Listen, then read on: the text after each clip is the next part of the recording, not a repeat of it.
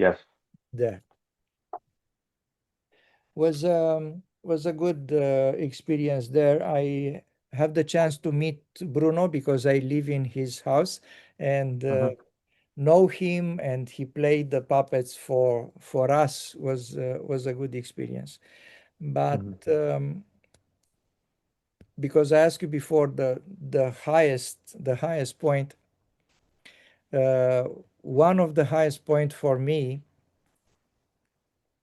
literally but figuratively as well, was going on the Sri Shiva Swayambhu.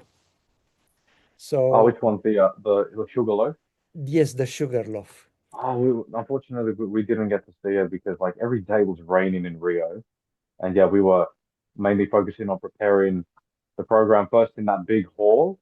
And when remember when it started raining as soon as we started the program, and the entrance of that place was flooded. So we were curious as to how anyone who wanted to come in was going to get through that because it was like I think knee deep like puddles.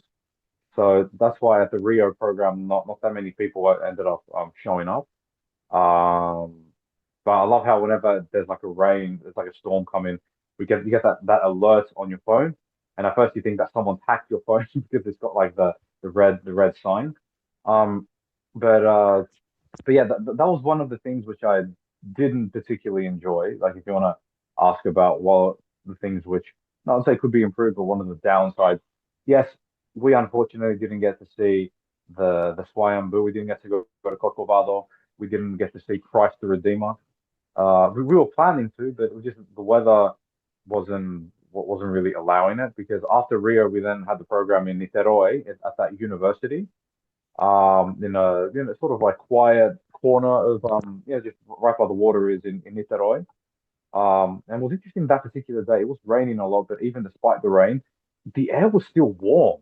Yes, So it was that sticky sort of climate during the rainy season, which means that now there's more rain to come. Tempest like sort of rain. Um, so yeah, on the last day that we were in Rio, like we had already like packed up and left the Newmont site. But yeah, we ended up having lunch at a mall in Rio, and then after that we people just started walking around. So we ended up like a group of us ended up going to an area where they have this cafe that I think was open that was created in colonial times. The thing is, there was a massive line to get in there, so some of us got separated. We went to like a different cafe, but we eventually met up at I think was it the apartment of one of the Yoginis who lived in Leblon, the yes. suburb of Leblon. This is the place where the bus let us. That was the Yeah, last day for in us Rio. in Rio slash Niterói. So Yeah, this is here. This is the cable base car. of the cable car who go the Yeah, other way around. This is small comparing with the sugar loaf. So the bus let us here was yeah, mid-morning, and we yeah, have to kill the whole day because our the same bus will take us for the last leg of our trip to Brazil, which was done in two Brasilia. nights. In Yeah, Brasilia, sorry, was yeah, done in 2 nights. Uh, Take us about, I don't know, 9 o'clock or something in the night, yeah. and we have to go to a lady, Teresa, who let us stay in her apartment, in her building, but only after 6 o'clock. So we Yeah. have to kill the whole day. We go to eat, we go there, we go there. And some of the people said, we will go to the beach, we will have walk. They go with the bikes and other stuff. And Yeah, Delia and I and two more ladies, yeah, Mikey or Mika, sorry, and Anu from yeah. Malaysia, Mika from Hmm. Germany. We somehow stick together, and although the rain start more than heavier than was here, we decided Yeah. to take the cable.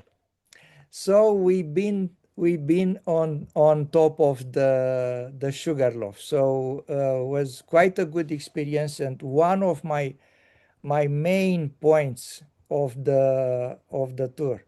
So that one, it's quite fantastic, and I want to show you a few of the pictures. Uncle, just one question. Do you know what they call people who live in Rio? No. They're known as carioca. Ah, Carioca. Yeah, Okay. it sounds a bit like karaoke, right? But this is, I don't know, this to me it just sounds funny, right? So the way we say the cariocas in Portuguese, they say os cariocas. Os means the, because for Oh, third person plural. uh-huh. But I ended up discovering there in the tour that the reason why the Rio accent, it has a similarity with the accent from Portugal. Like in Portugal, they have a tendency to pronounce the S's at the end of the words as SH, Uh-huh. because at one point Rio was actually the capital of the entire Portuguese Empire. So that's one particular similarity that the Rio accent has with the Portugal accent, which brings me to the term os cariocas. In the Rio accent will be pronounced as os cariocas. Uh, I don't know why I find that funny. Like as soon as it came to my mind, I was like telling that to like almost everyone. I was like, hey, is it true that this is the way you pronounce in the normal Brazilian accent? They say Oscar Yocas, but in the case of Rio, they say Oscar Yocas. I don't know. There's something about it that I just found funny. I don't know why. It's just weird. I don't know. Maybe it's just me. yeah, But yeah, yeah. Yeah, so this is Sugarloaf in our way to Sugarloaf.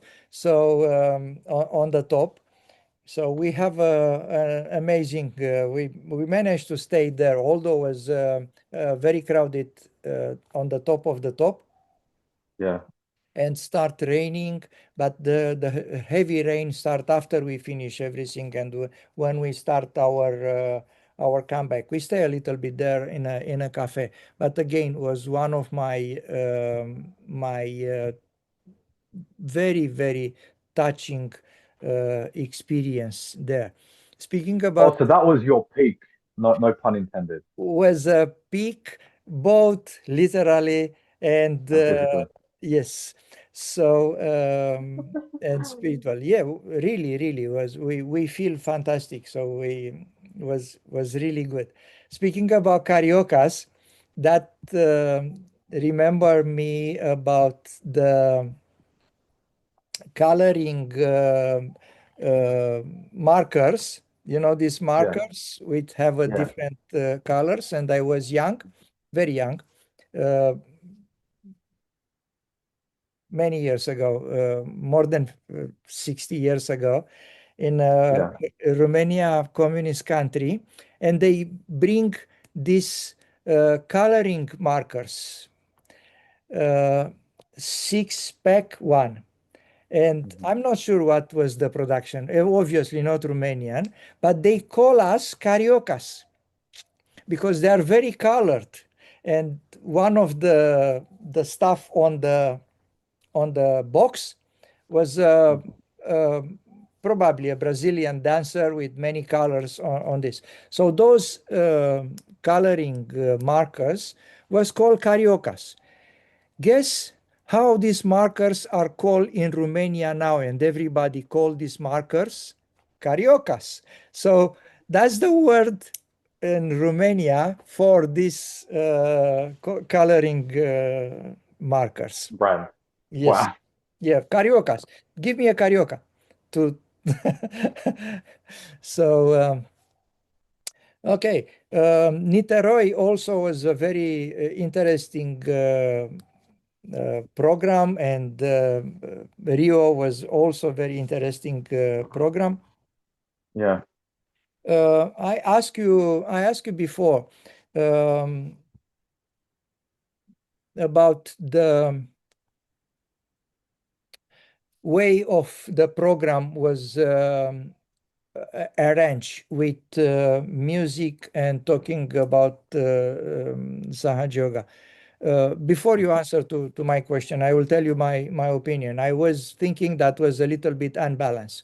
So I was thinking that was put it brutal, was everything around the music, and probably, in my view, should be the other way around. So the music just help not to be like a was like a show, you know. So it's not a criticism, it's just a way of how I think a Sahaja Yoga program should be uh, done. Mm, So um, I don't know. It's also very difficult because you have to find the best people who are talking about Sahaja Yoga and involve also the audience in that. But the music just have to come and help, not being the whole stuff around. If you look at the program was more than 1 hour and a half on the paper, yeah. nearly 2 hours. So three-quarters of the program, maybe more, was music, and talking about Sahaja Yoga, just the rest.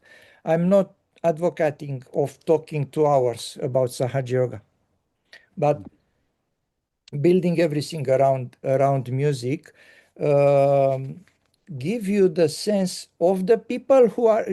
Keep in mind that those programs are not for Sahaja Yogi, are not for us, are not for the people on the stage, are not for them to enjoy. The enjoying part is just a sub-product. But you have to make everything for the people who are in the hall, to make sure that they don't get the wrong impression that is just another cultural stuff, you know, and Hindu is stuff.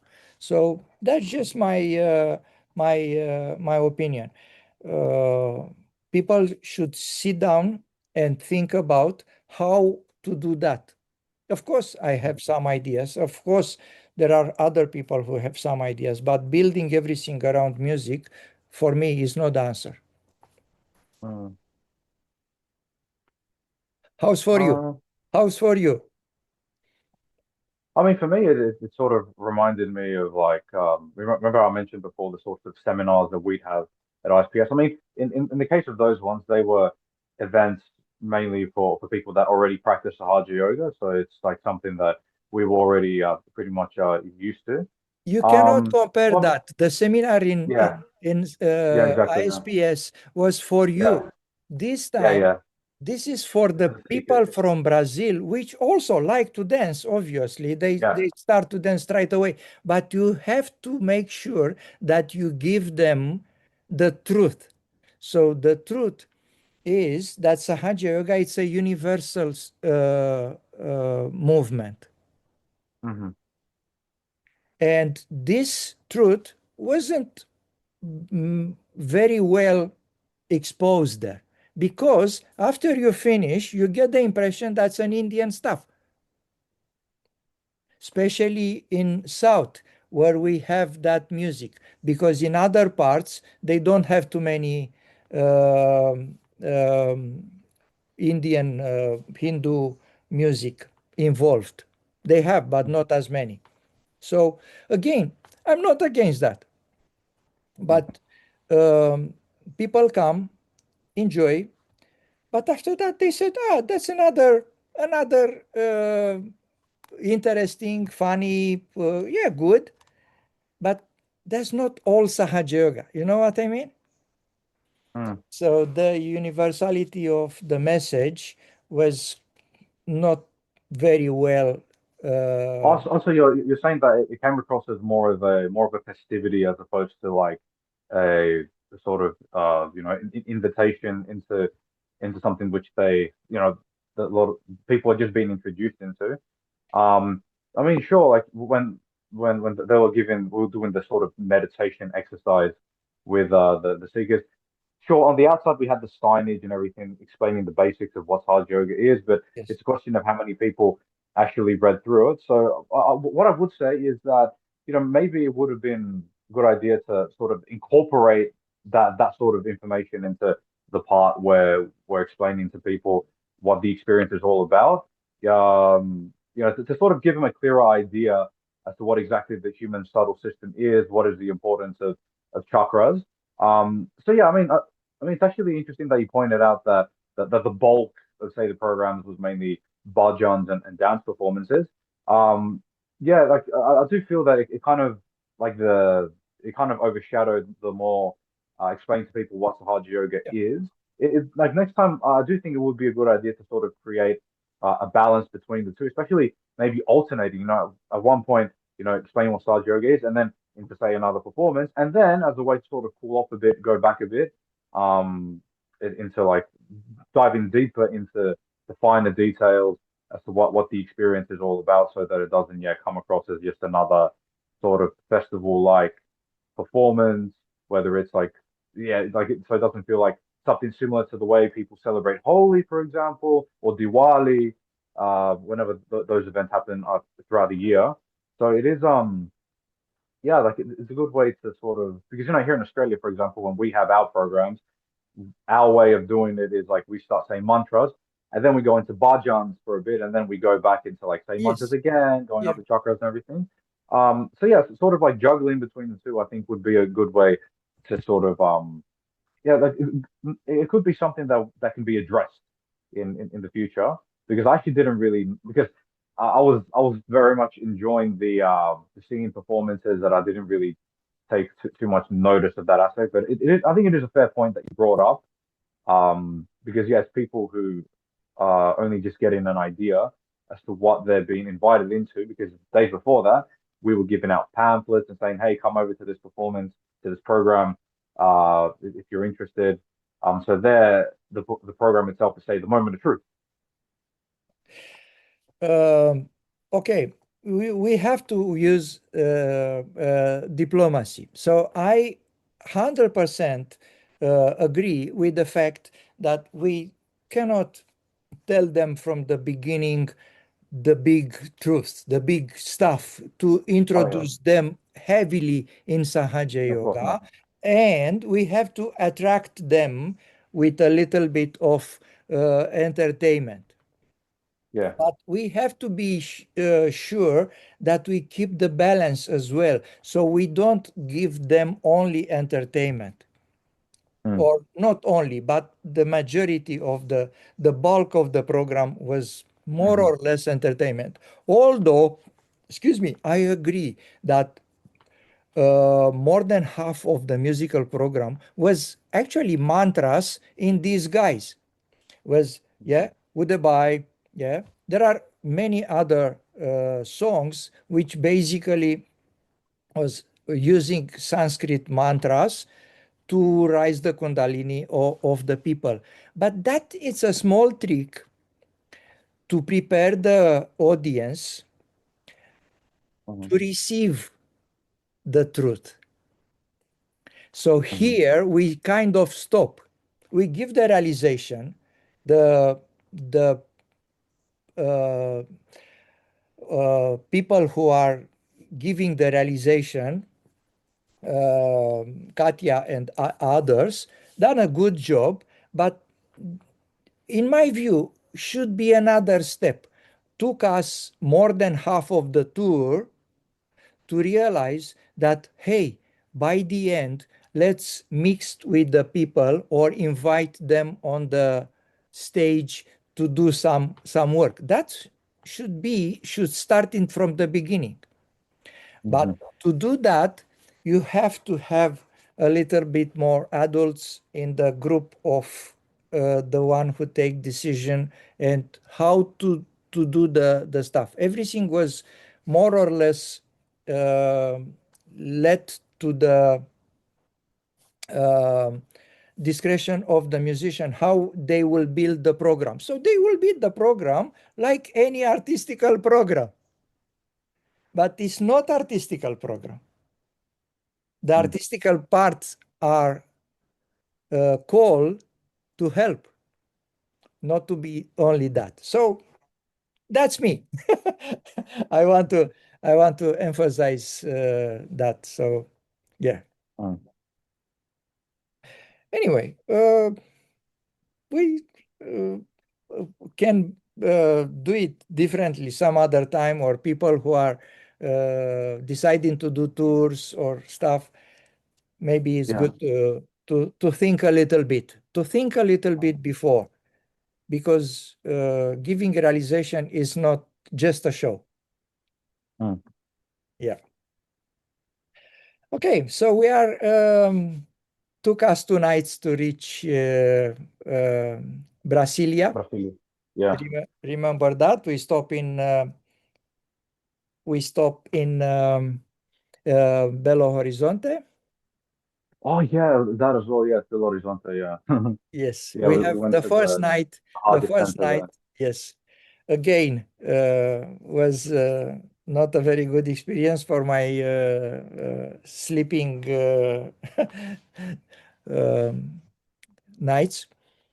Um, so Yes, same because yeah, when we arrived at the Hard Center, we weren't gonna stay for a sleepover because that night we'd be heading off to Brasilia. But despite the little time that we were there were some interesting things to do. We went down to the market. Did you get a chance to visit the market? yes, yes, of course, Juan, I've been there, but uh, I couldn't enjoy it because I was so tired. I'm not sure if I stay more than half an hour in that big area. Plus, I was Yeah. looking for some other stuff to buy which weren't there because this market was more built it on the food. Remember?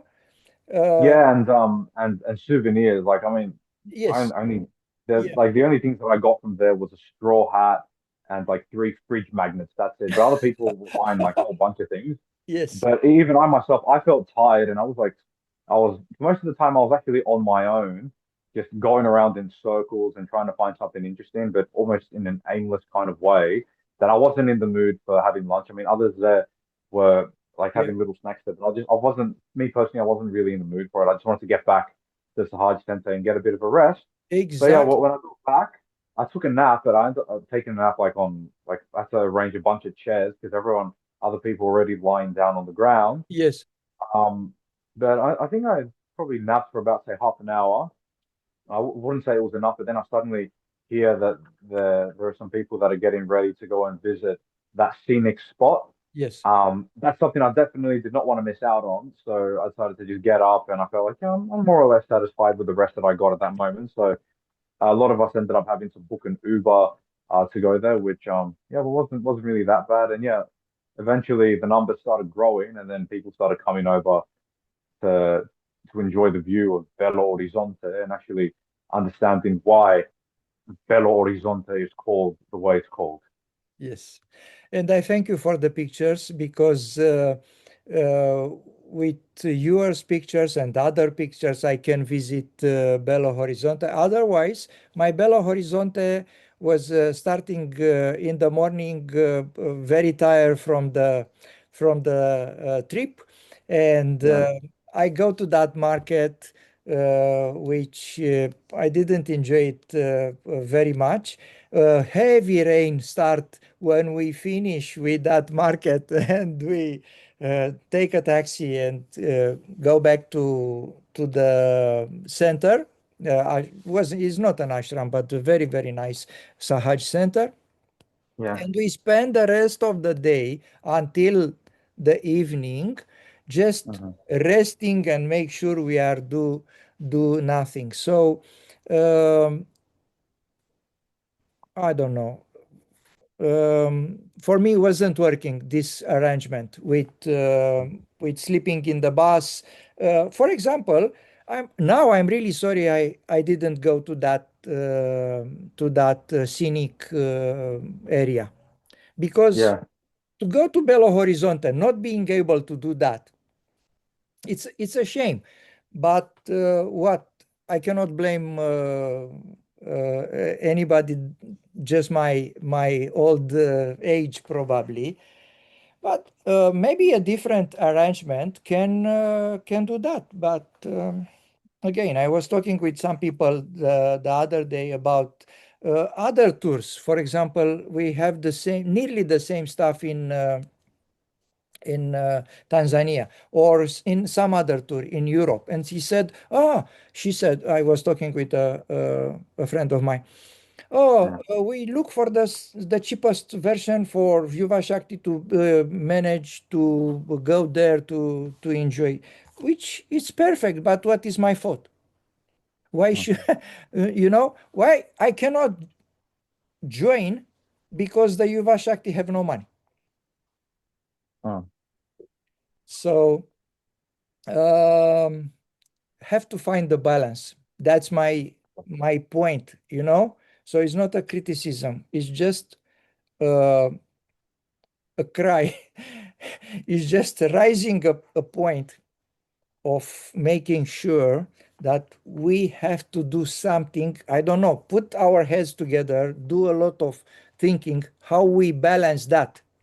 You mm, exclude people like the one who cannot do it mm. because it's a self exclusion in the end, Yeah, because you cannot enjoy everything, you cannot do everything you want it. It's a shame to go 11,000 K and travel during the night with the bus and not being able to do anything next day because you yeah, are you are completely drained. yeah, But we reach Brasilia. We reach yeah, Brasilia and we enjoy the hospitality of um, this beautiful family. yeah. Alini's family Alini and Ellis and Ravi. and Ravi. Yes. Yeah, And they've Leandro. got a wonderful house over there. It's that they recently built. It's located. It's really close to the city center. Um, yeah, very like you can accommodate a lot of people in that place. Very modern. Yeah, I like the compound. And also the what was it called? The memorial that we ended up visiting. I actually wanted to touch base on that. It was quite an interesting experience that I had there because I went into the meditation hall and meditated for a bit. It was very quiet, very peaceful because Shimadaji was there, so that's why it has a very historical and spiritual importance, that memorial as they call it. And then after that, we went over to the room where Shimadaji was, along with say the antiques or the artifacts that were in the glass casing there. And I had and while we were listening to Auntie, who was giving us a recount of in chronological order the programs that were held in Brazil when Shimadaji first went there. Um, yeah, the memorial of Shimadaji. Yeah. The thing is, it was like as soon as I just sat there and just started meditating, something was happening. I don't know if it was because I was tired, because I did feel like I got good enough sleep on the way to Brasilia. But still, I did feel a bit down. So while I'm sitting there, I'm sitting right in front of the glass shelves where they have the artifacts. So I'm sitting there with my eyes closed, and the thing is, my back was I don't know if it was because I was tired or because the vibrations were pulling me towards the the glass case. It kept happening again. Then after I sort of bring myself back into balance, close my eyes again, and then again it happened again. It repeated itself. So it was I didn't know which it was, whether it was tired or it was the vibrations. I don't know, but it was a peculiar sort of moment that I was experiencing while I was meditating in that very room that Shamaji was seated all those years ago. Talking about that, I will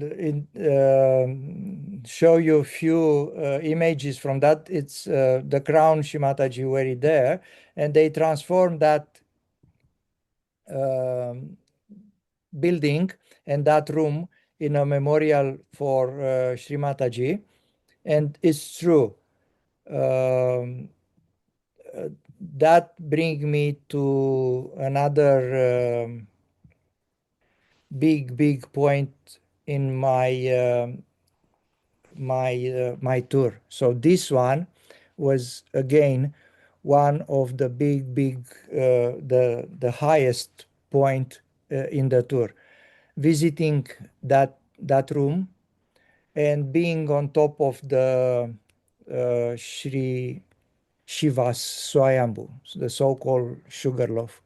So those, despite of everything we talk today, and despite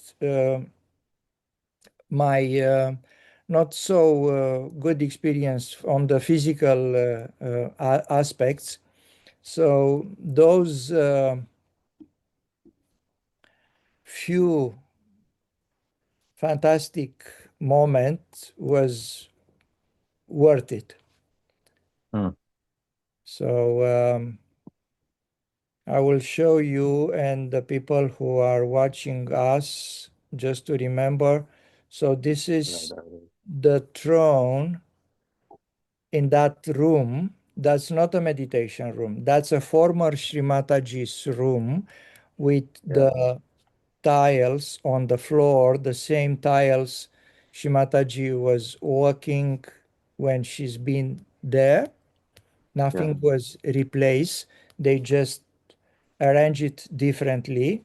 So, Yeah. and that's the throne she used it for the public program in Brasilia. And there are a few other artifacts in that room. I already make some clips there, so I didn't reach that point to upload it, but they will be very soon. Hmm. So that was our um, was another program there, and that was the Yeah, last one, the last program. the last program. And after that, we have the seminar. Should we talk Yeah. about the seminar now, or should we have another meeting? No, no, no, let's do it now. Okay, yeah. So, what's your pick of the seminar? Oh, very. I think just the fact that I was able to meet quite a handful of yogis from my country of birth, Argentina. Like there were some yogis that I already knew, but then there were a lot of like new faces there as well. So yeah, it was nice to get to know people from my country of birth. Like a lot of them knew my dad, who's Argentinian, but and also there were some yoginis from my other country, which is Bolivia. There weren't that many. It was mainly yoginis that came from Bolivia. But like a lot of the yogis from Argentina who knew my dad, but they didn't know me. Like when I grew up, they were actually quite fascinated getting to know me growing up. Oh, you're the son of Juan, and yeah, just like sharing a lot of experiences with each other. I when I speak Spanish, I don't have an Argentinian accent, but because I was in Spain for almost 2 years, I did develop something of the intonation that the Spaniards use when they talk. So when I spoke to them, that was like a constant observation that they made of how the way I sounded when I spoke to them, and it's I really like that's the Sahaja Center where the seminar was held. It's still being built. Like you can tell that there's like some other construction work that's going on over there. The peak was actually getting to meet like more people that I hadn't met yet. People who, like I said, knew that they know my parents but didn't get to know me.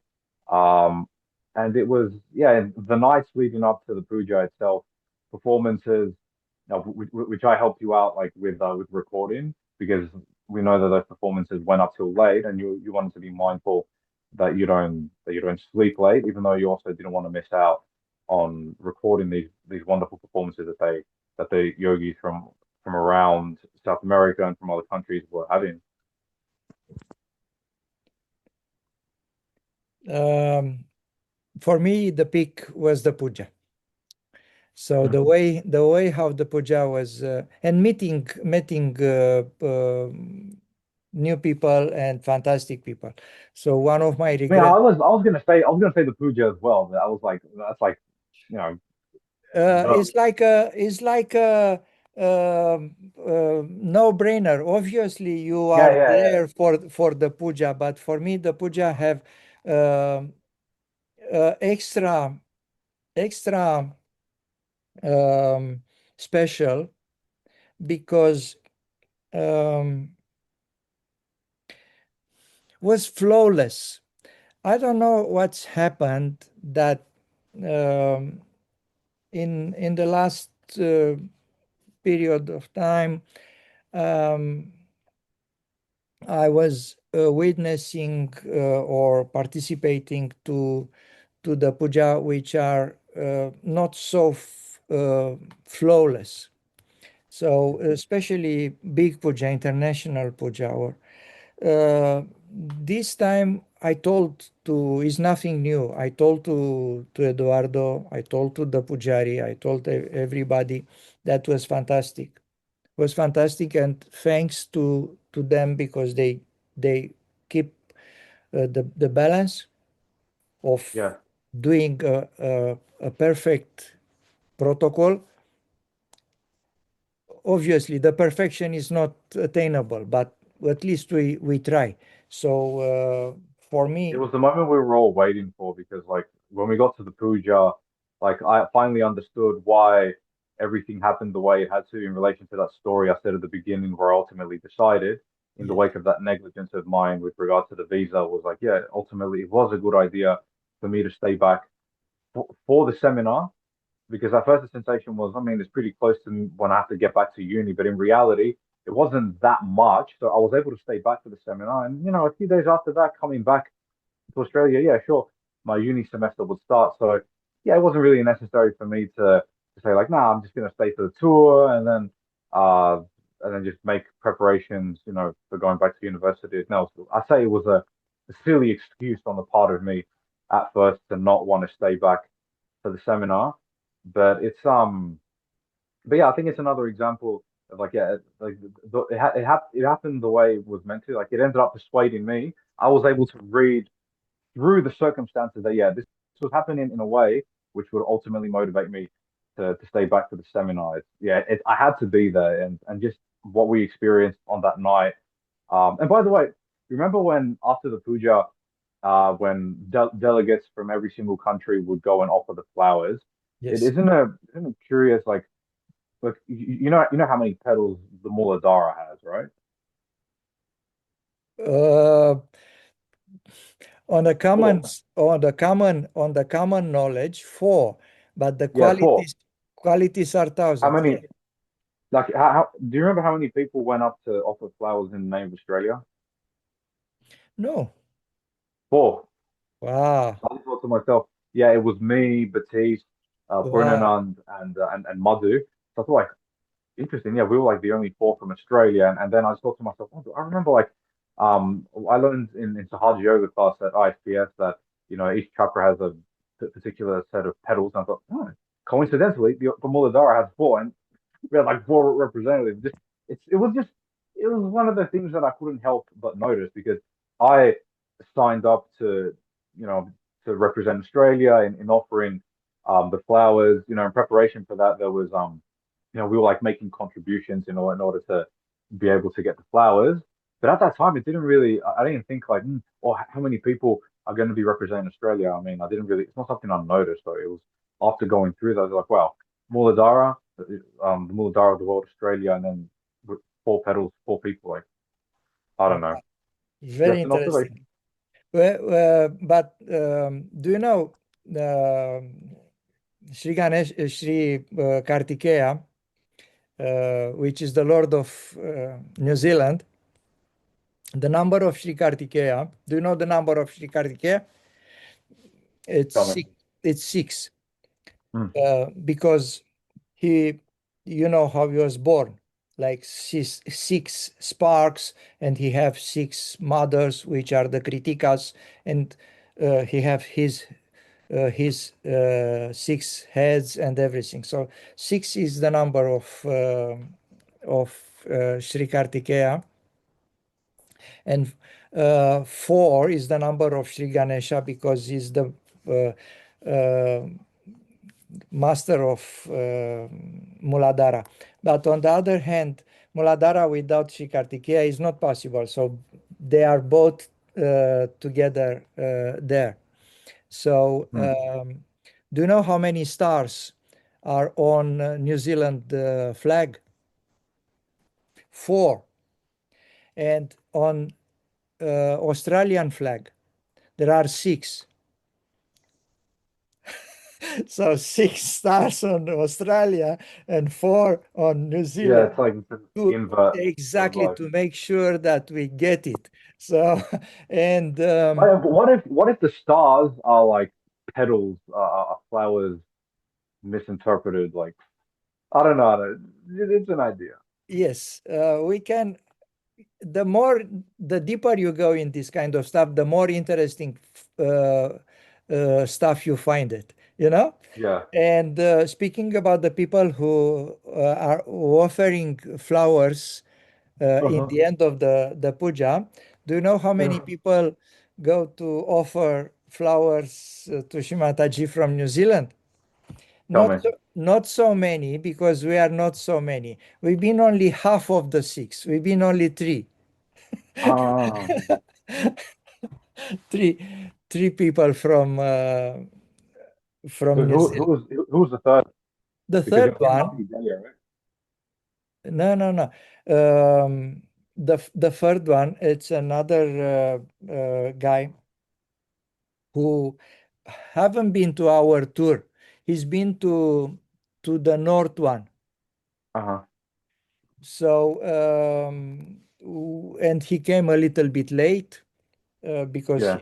he cannot leave New Zealand in time. So Yeah. yeah. Um, so that was our experience in Brazil. So despite of all the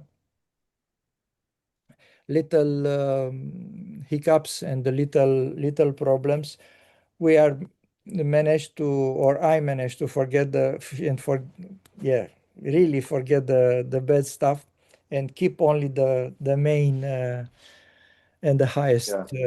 the highest point. So when you come to Sri Kartikeya Puja, Hmm. Good question. Oh, when is it? usually we have it in November, Uh, when is the birth of Sri Kartikeya. yeah. So Yeah, as I said, like at the moment, I'm not really making any plans like to travel anyway, anywhere right now. Just prioritizing getting through university. But yeah, like but to cap things off in relation to the seminar, it was like, oh, well, what I would do to actually go back and to that place because it's in the same way. You remember reminded you what she used to say about ISPS? Whenever she'd go there, she said that there was always something that made her want to stay and not want to leave. Well, I have a similar sensation with the Sahad Center that they have over in Brasilia. Again, like similar to Balmoral, located in the countryside, but definitely shines in its own way. Very everything just well set up, and I think people felt very well accommodated there. Um, uh, Even though I was sleeping in a tent, I didn't really have issues with the cold because my sleeping bag kept me pretty warm. But I just wanted to ask you, like you are like there, I was able to finally meet Uncle Duilio because he sent to us his book, which my parents like started reading, and I actually want to look into it myself. And I was thinking. Um, that book that he wrote, the Diary of a Seeker, right? Do you have that in your possession? no, and I was asking him, was one of the people I interview or I have a discussion. I have with Eduardo Marino, I have with Nazareno, few other people, including Duilo, and I was talking about, we were talking about his book, but he didn't have it. Lucky, Mm, luckily, Eduardo have his book, and he gave it to me, and I read it, and I will. I'm keen to talk about that book with him because in the interview we just touch a little bit of on margin of the book, but Duilio do not have the book with him. physically, yeah. But I think Yes. it's a very important book, which I think can be shared with like non Sahaja yogis as well, because Yes. one of the things that I was thinking, look, this is like sort of off topic, but something which really got to my attention was, on YouTube, there is a, I don't even know if I should be talking about this, but the thing is that it's worth addressing. There's a channel on YouTube which addresses cults and that sort of thing, and speaking of them in a negative light, that sort of thing. And well, that channel actually happened to include a couple of videos on Sahaja Yoga, where the people that they interviewed were people who are no longer in Sahaj and have spoken like some pretty negative experiences. And because I'm curious, this was like back when I was in Spain, like during the pandemic. I decided to at least have a listen, as uncomfortable as, I mean, looking at the sort of thing is not very ideal, but to give you a perspective, I decided to just look into it. And yeah, obviously the people with this channel decided to, talk to people who had negative experiences. But the thing is, it's a very one-sided way of looking at it. That's why I feel like if we like when we want to spread Saja Yoga to the world, like I was thinking, that book of Dwellers, I think is very important because there are going to be some people who are going to come across videos like that are going to say, oh, Saja Yoga, I heard that it's like another one of those cults, similar to say Scientology, but in reality, no, because the thing with cults is that people that adhere to them are forced to pledge allegiance. What we do is not that because it's the personal experience that everyone goes through, how they grow. Um, so I was like, the other day I just stumbled across Duilio's book and I thought, you know what? That book is actually very important to sort of fill in, say, the doubts, which people who are being exposed to hard yoga for the first time might, if they have doubts about it, I think that book is very important to sort of see, all right, now see the perspective of someone who has grown in Sahaj, who has transcended and understand that it's not all about because we're living in the time where look what's happening with religion, for example. Like it's the conflicts, what we're seeing in relation to holy wars that have been happening for decades now. And at the same time, there's a sensation that, yeah, while all that, I'm not saying, I wouldn't say that's crumbling, but it's sort of coming to a reckoning. And I think it's getting to a point where Saja Yoga is going to sort of step in and fill in that void to show that, when it comes to faith gets you some portion of the way there, but unless you're able to establish a connection with that which you want to, be in connection with, which is a divine, faith doesn't get you all the way there. That's where us Sahaja yogis we come in, and filling that void and understanding that we've also got to be able to feel. It's not just simply believing in the existence of God, believing in the existence of a higher being. If you don't actually feel the vibrations and actually experience how it makes you a better person and purifies you in this crazy world that we're living in, then what's the point? Because we are not answering to the question, what is Sahaja Yoga? Mm, And uh, the subject we are talking of about 10, 15 minutes ago, when I yeah. when I said that the program should be built around a core of knowledge and the music have to help, not the other way around, is because we do not put that, we don't answer to that question, and we don't put that question on the top of our public program.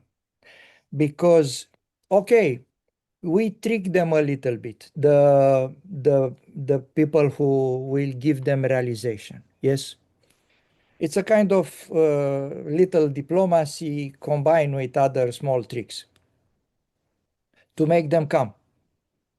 But it's not enough because they go back, and lately every nearly every collective in the world experience a lack of people who come back. Not too many people come back. Okay, you fill a hole or half a hole in our case. Some people come, but they don't stay because you not manage, you give them the realization, you don't manage to make sure that they get what Sahaja Yoga is, or at least close to that. For that to happen, first of all, we have to answer to that question for us, which we are not doing. because Sahaja Yogi are not doing that. They don't go deep. They just are happy doing meditation and that's all. To manage to speak with someone else, you have to make that ideas very clear and to have to be a good speaker as well, which are not many of us are. So answering to that question is the most important thing. And after that, you have to manage to make sure that you get it, to get to them, Yeah, you know? We don't give a damn about that, you yeah, know? Speak a little bit of introduction, talk about what they should do, give the realization, put the music for 1 hour and dancing for another half an hour. So um, that's uh, uh, well, I want a to, like, thought. one thing I wanted to mention was when I was in Rio, I was with Uncle Antonio. Like Uncle Antonio, you know how in preparation for every program, like him, along with like the two girls that were with him, his daughter and Nita, we would have these mini like we'd take like the chart of the Charlie Chakra and try to give as many people realization on the Yes, street. And that for me was a pretty interesting exercise for me because there not only was I attempting to give someone realization, but I was actually trying to do it in what little I know of a language I'm just learning. I've grown up all my life in Australia speaking English, but all that time when I participated in activities like that, almost never gave anyone realization. And now here I find myself in a situation where I'm actually in a what little I know, I'm actually explaining what sort of experience hard yoga is in the little Portuguese that I know. But I was like improvising, but it was an interestingly uncomfortable situation. But I feel like it did sort of scrape off some of that discomfort I was feeling. It's like when you're at a point of friction, like, oh, I want to, in the words of Freddie Mercury, I want to break free. Um, so when me and Uncle Antonio were in Rio in preparation for the program in Rio, there was this man who showed up who was a man of faith. And so Uncle Antonio was introducing him to what the Hajj is. And the thing is, that guy, it, he was quite stricken because he said that his son was in hospital and he was like dying. But when Uncle Antonio introduced him into things like what were the mantras and that sort of thing, the guy had said like, "Oh yeah, I've actually heard about the mantras and that sort of thing in the past." But then when we did the little exercise where got him to put his hands out, put his hand on top of his head, at first, because of what he was experiencing, he was able to feel, heat, like a lot of heat that was coming out. Um, but then after that, when we got him to put his hand on his heart and say, "Mother, who am I? I'm the spirit." We got him to put his hands out again after that, and then he suddenly started feeling cool. And the reaction from that guy was like, "Wow!" He reacted as if it was something brand new that he hadn't experienced in his life. Because while he was talking about the issue with his son, he was like on the verge of tears, like very like but stricken. But then in such little moments, to give you an idea of how the simplicity of what we do, like suddenly there were still tears in his eyes, but now almost tears of joy where he felt like, like I feel like I had to be here, I had to run into you guys. Thank you so much. And it was like another one of those touching moments that you don't expect to come across, even though everything that we're doing is it's just purely auspicious, right? It's the whole another example as to how this tour itself was also full of surprises and ends up exceeding your expectations in that particular way. And it was like, yeah, it's not never a good idea to overthink and simply just allow yourself to be in the moment rather than sort of pre-planning how you intend to give someone the realization, how you intend to make them experience that which you want them to you want to introduce them to.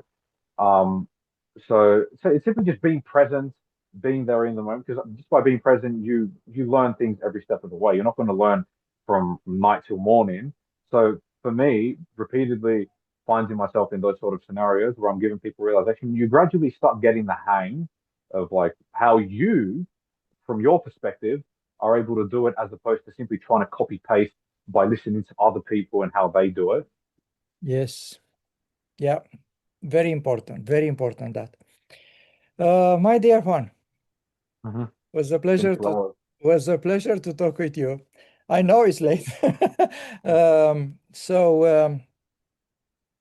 We can develop those subjects for many hours, but for the Yeah. moment we will stop here. I have to thank you very much Yeah. for everything you bring in into our discussions. It So was longer than last time, wasn't it? yes, yes. I It was, probably I will cut it into this time. When this time we talk about yeah. 2 hours, so we will Yeah. yeah. But we still have probably more to talk about. If we find time, maybe we will Yeah. see each other. Yeah. But for the moment, I thank you very much, Jay Shmata ji, Yeah, and I'm glad that I helped you with this project of yours. I think it's very important. yes. And as you said, it's going to be very useful for the future generation. So yeah, because if anything, it does serve as a sort of manifesto for the future generations, like moving forward. So something that we look back on, like where we are now, and things that we can, use to as a reference point to where do we take Sahaja Yoga from here on out. I see it as a time machine for the people in the future when they will, you know, how you